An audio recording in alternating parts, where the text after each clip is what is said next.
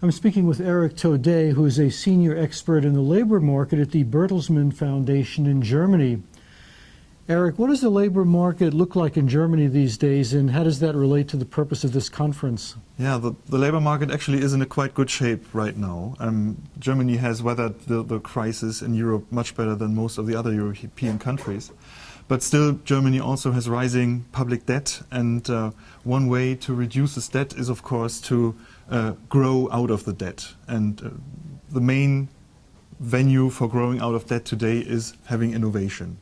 So this is the part where I come from. Innovation is really important today also for Germany, but there's also a downside to innovation.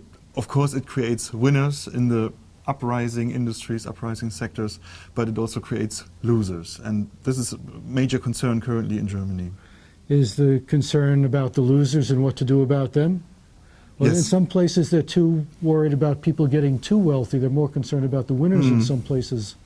Yeah, that may be true as well, because I think this is a very European debate, not to let the inequality in the society grow too large. For me, the most crucial part is really to try to make the losers of innovation be able to reintegrate again into the labor market, because especially in Germany with its aging population, we can't afford to let anybody be left behind. What about foreign competition?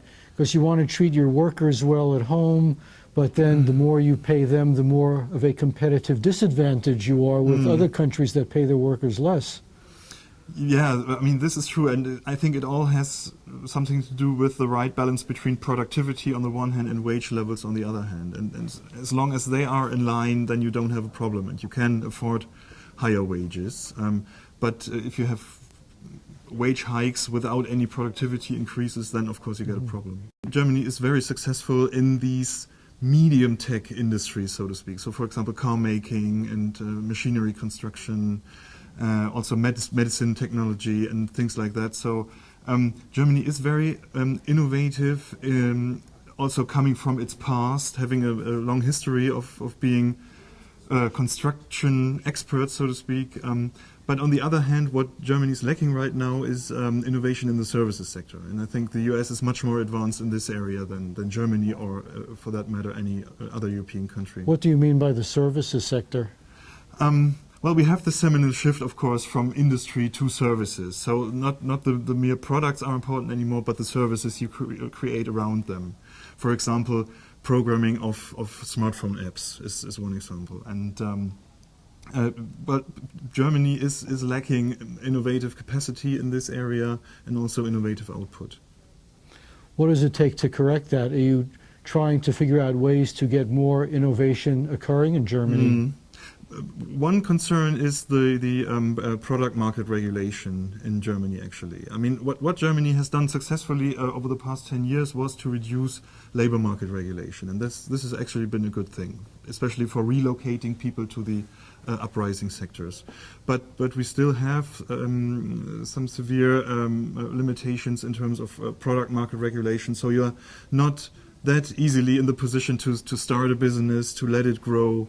And I think this is one of the major obstacles, especially for services innovation. You mean the government makes it hard to start new companies? They put a lot of obstacles in your path? Yes, for example, the time it takes until you can really start a company with all the paperwork you have to do. And also you are limited in the sense of what you are allowed to do. I mean, this is not services, but genetic engineering, for example. It's a huge debate in Germany and in the whole of Europe, and there are very tight regulations, so you don't virtually have any company really engaging in this area. So the government feels it needs to be in control of this. If it loses control, something bad might happen? Yeah, I think it's a question of risk aversion, actually, because obviously politicians have to get re-elected, and if the electorate is risk averse, which I would say is the fact in Germany as compared to the US, for example, then of course politicians will also be risk averse, and so they are reluctant to go into risks that they have the feeling they don't really can control.